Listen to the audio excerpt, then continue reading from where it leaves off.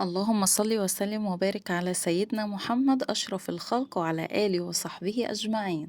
صباح الخير على عيونكم جميعا، صباح الرضا، صباح المحبة، صباح التفاؤل، صباح التسامح، صباح كل حاجة حلوة في حياتنا وحياتكم. ربنا يسعد أيامنا وأيامكم جميعا يا رب العالمين. يا ريت بقى لو أول مرة تشوفيني، يا ريت ما تبخليش عليا باللايك وتشتركوا في القناة وتفعلوا زر الجرس على الكل عشان يوصل لكم إشعار بكل فيديو جديد أنا بنزله. وإن شاء الله عندي عشم وأمل في ربنا إن القناة تكبر بتوفيق ربنا ثم بدعمكم ليا. اللهم صل وسلم وبارك على سيدنا محمد. أنا بقى إيه ابتديت اليوم كده، قُلت إيه، يعني صاحية مصدّعة جامد من السقعة، مش عارفة الأيام دي من السقعة بتحصل معايا حاجات غريبة. الحمد لله على كل حال.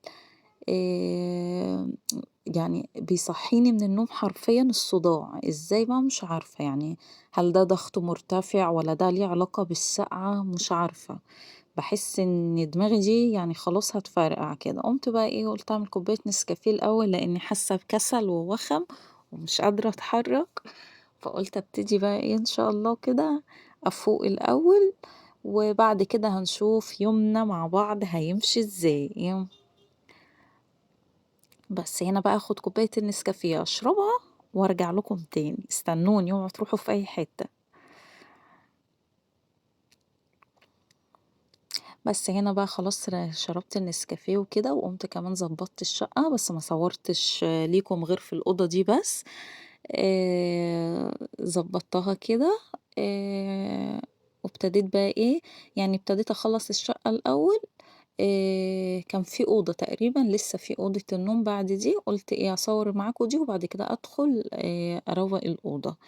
بس بعد كده بقى إيه، أدخل على المطبخ. دخلت بقى على المطبخ كان عندي مواعين كتير من بالليل برضه، فما كنتش غسلتها. آآ ما كانش عندي صابون برضه وكده، فكنت جايبة بقى الصابون والمشتريات ديّة معاكم، يا ريت تشوفوا الفيديو اللي قبل ده هيعجبكم جدًا.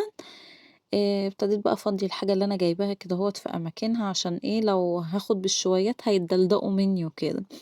بس حطيت برضه فضّيت المُعطِّر في البرطمان بتاعه ده، اسمه إيه، في الإزازة بتاعته، بحيث أمّا أحتاج من الحاجة آخُد منها إيه، على طول.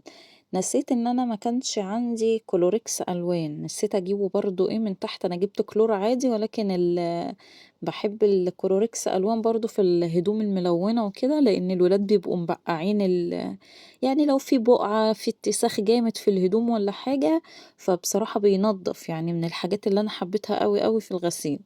ويعني كلوريكس الألوان ده أنا استعملته صراحة مؤخرًا، يعني قبل كده كنت باكتفي بالمُعطِّر وبالمسحوق وخلاص كده. يعني ما كنت باخاف الصراحة أحُط كلوريكس ألوان، لكن أمّا استعملته لقيته لأ، ولا بيجرّب الهدوم ولا بيعمل حاجة، بالعكس بينضّف الهدوم ويخلّيها تزهزه أكتر. الهدوم البيضا طبعًا عادي بنحُط لها كلوريكس العادي خالص السايب ده، وممكن تحُطّي حاجة كده من عند بتاع الصابون اسمها عجينة بيضا كده، عجينة للغسيل للهدوم البيضا. بتفرق معاكِ في الهدوم البيضا بتاعتِك لو عندِك هدوم مصفرة كده أو بهتانة أو بياضها مش ساطع أوي، لأ هاتي العجينة دي وحطيها في الغسيل.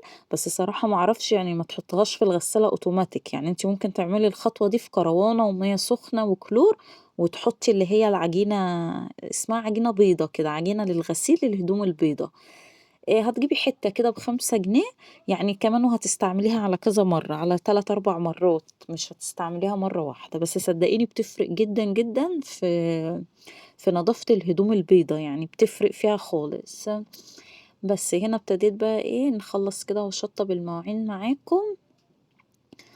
ما بياخدوش وقت صراحة، هو بيبقى الواحد بس كسلان كده في بداية اليوم، بس بعد كده مجرد ما بتتحركي وتبدئي تشوفي اللي وراكِ بتبدئي تنشطي بقى خلاص كده.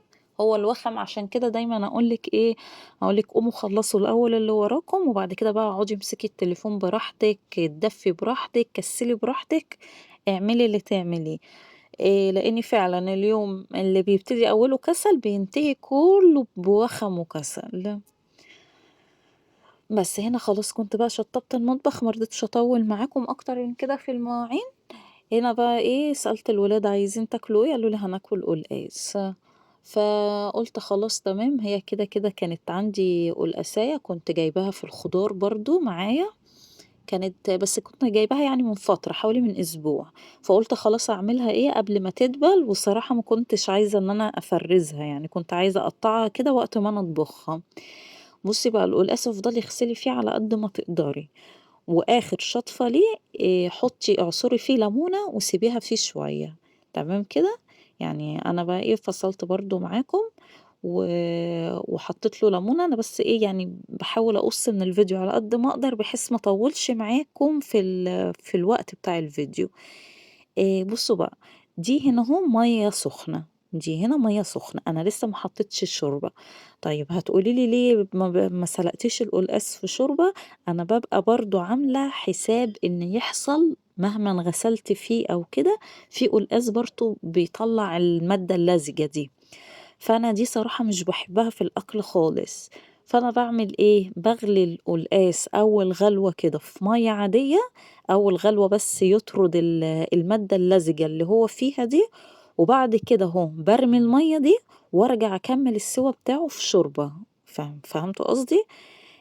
منها الحركة دي حلوة أوي للناس اللي هي مثلًا بتقول إن يعني خايفة أو بتقلق من القلقاس إن فيه نشويات عالية أوي بيزيد في الوزن، حلوة أوي الحركة دي لإن أنتِ برضه بتطردي كمية معتبرة من النشويات اللي فيه، ومن ناحية تانية في الطعم برضه بيبقى أحسن وبيبقى فارق، فهمتوا قصدي؟ يعني أول غلوة أو غلوتين خلاص كده باطرد المَيّة بتاعته واستغنى عنها، وابتدي أكمّل السلق بتاعه في شوربة بقى عادية، شوربة فراخ، شوربة لحمة، الشوربة اللي عندِك مش هتفرق. بس هنا برضه ابتديت أعمل الرز، أنا الرز باحب أعمله بزيت بس، يعني مش باحب أحط له سمنة، باحس إنه بيطلع مفلفل أكتر، بس أنتِ عايزة تحطي زيت وسمنة على بعض، طبعًا اللي يريحِك وكل واحد ليه طريقة مختلفة. بُصّوا بقى هنا القلقاس كان صيفي خالص، دي بس من الشوربة اللي فوقيه ده، كان صيفي خالص وخلاص كده استوى معايا. هنا السلق، ضربت السلق في الخلاط، أنا عملت معاكم القلقاس بطريقة كاملة قبل كده، بس ما حبيتش برضه إيه أطوّل عليكم وأجيب لكم الخطوات بالضبط. بس سلقت القلقاس من غير مَيّة ومن غير أي حاجة كده بيتشوّح في الطاسة بيدبل، وبعد كده باضربه في الكبة وخلاص كده.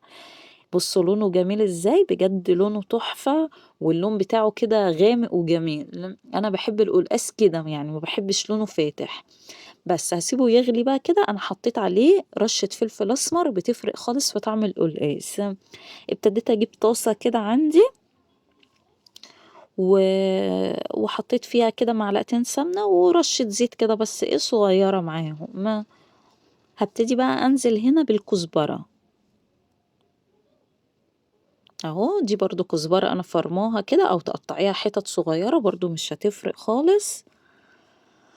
يالّا لو وصلتِ بقى معايا لحد هنا يا ريت ما تبخليش عليَّ باللايك وتشتركي في القناة، صدقيني اللايك بتاعِك ده هو اللي بيخلّي الفيديو بتاعي يتشاف ومجهودي ما يروحش، وبيشجعني ويحمسني إن أنا إن شاء الله أكمّل معاكم.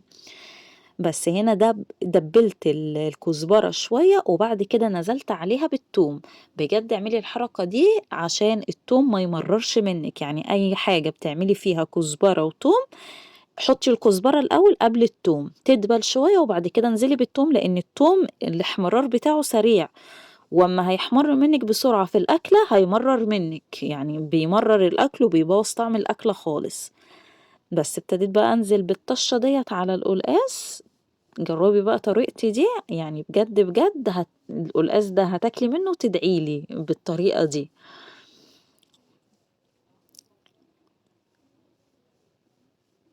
بس هنا بقى خلاص كنت خلّصت الأكل، ما حبيتش بقى إيه أطوّل عليكم أكتر من كده، أهو، إيه رأيِك بقى بُصّي شكل القلقاس عامل إزاي، بجد الطبقة دي آآ بُصّي اللون بتاعه يعني اللون ومش خفيف ولا هو تقيل برضه، لإن أنا مش باحب التقيل. طيب الناس اللي بتشتكي بتقول القلقاس بيطلع معاها تقيل، ده من المادة اللزجة اللي أنا باقول لِك عليها. لو هتطرديها كده في الأول تغلي القلقاس غلوتين زي ما قُلت لِك، وبعد كده تبدئي تطرديها، صدقيني الطريقة دي هتطلع معاكِ حلوة خالص، وهتاكلي أطعم وألذ قلقاس. يالّا في رعاية الله، أستودعكم الله، مع السلامة.